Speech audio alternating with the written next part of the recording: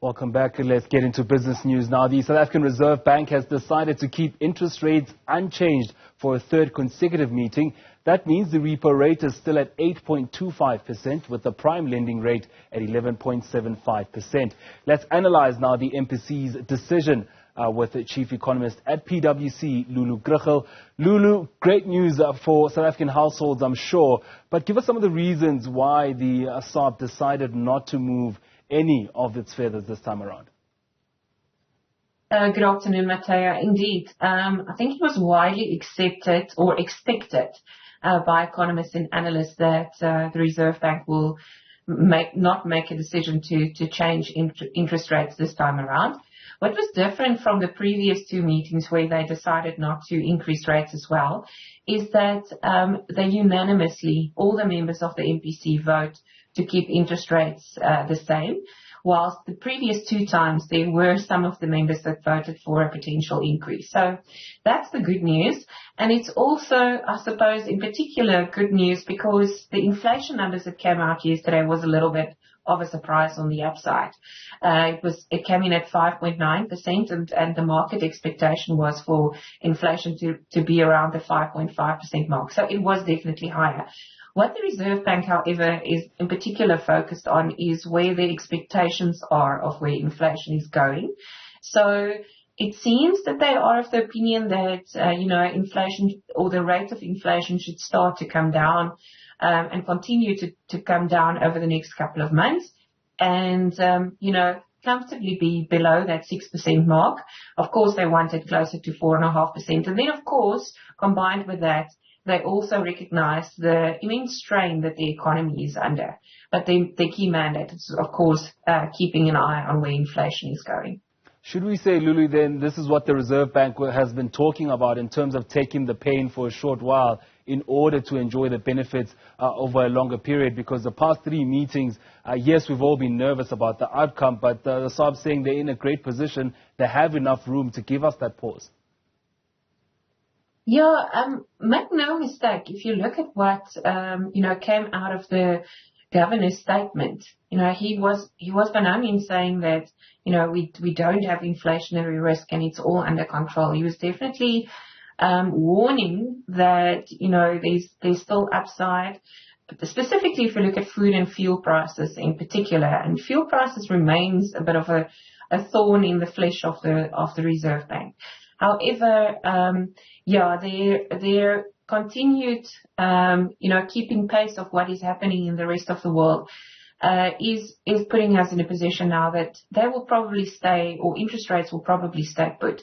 What the higher inflation numbers are telling me that we saw yesterday is that, however, we were hoping that we might potentially start seeing rates, turning around and the Reserve Bank starting to cut interest rates towards the end of the first quarter of next year. But at the moment, it could potentially only be in the second quarter. So they kept up with the rest of the world, and I think that means it was painful. And the challenge is that our inflation is very much driven by imported costs, by the rand, by food prices, by fuel prices of imported products rather than, our own demand, which has made it particularly painful for South Africans.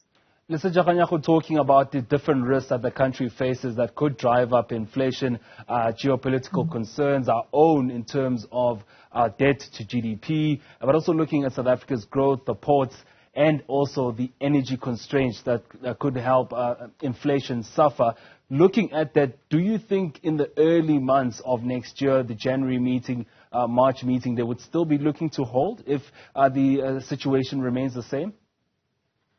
Yeah, I think if the situation remains the same, we should not see any moves from them, at least for the first quarter of next year. There is a report that the Economist Intelligence Unit published about 2 or 3 weeks ago around risks for further interest rate increases in the rest of the world. And that remains a challenge for us as well. If there is any further significant pressure on inflation and other central banks have to continue to raise interest rates, we might have to follow suit. However, At this point in time, we personally put, as PwC and the team of economists at PwC, we put that risk on the lower end of the scale. So we do believe that is definitely still there. And that's what he mentioned today. But I think the good news is we're saying to each other, if things remain as they are, they will probably keep interest rates on hold for a while, probably for 3 to 6 months, and then we should start to see a trend in them start slowly reducing rates again. And what's been PwC's view of that pesky commodity in terms of Brent crude oil that could move in either direction given the geopolitical concerns that are currently happening, the Russia-Ukraine war, and also the conflict that we're seeing between Israel and Gaza? Would that be a greater concern because that's a direct push on inflation? Yeah, if you look at transport costs, if you look at the lower income households, it's 20 to 30% of their expenditure, monthly expenditure. So it's a significant part of household expenditure. And if you're in the supply chain anywhere, food, retail, whatever, it has an impact on that. So we actually, it will be in the next week or so, we'll be publishing a document where we actually provide a view on where we think fuel prices will go. It is incredibly difficult, and there's so many external factors, as you mentioned, that is currently impacting the market. But if we look at forward rates for fuel prices, so what the market expect fuel prices will do in a couple of months' time, that seems to paint the picture that the relief that we've seen in fuel prices coming down, will probably not continue for the rest of next year. And we actually see a marginal increase, smallish increase at this point in time during the course of next year on average for fuel prices. So the key message is we probably shouldn't expect drastic, reductions in fuel prices given where the market is at the moment and the signals that the market is giving us. A lot of the banks, while reporting on results, have spoken about defaults from households, South African consumers under pressure. The third meeting that we're seeing interest rates staying the same. Does this give, consumers that time to sort their finances out and at least spend on the market? Because we know a lot of us have been shy to open our wallets. Yeah, it's a bit of a challenging situation because there's a couple of, if you look at the health of the South African consumer, and as you rightfully said, the South African economy extremely dependent on the consumer and consumer spending. And we've seen pressure from a couple of places. First off, we've seen inflation. So the money that you did have in your pocket has been negatively impacted in terms of purchasing power. Then, on top of that, we've seen interest rate increases, which is another, pressure on expenditure.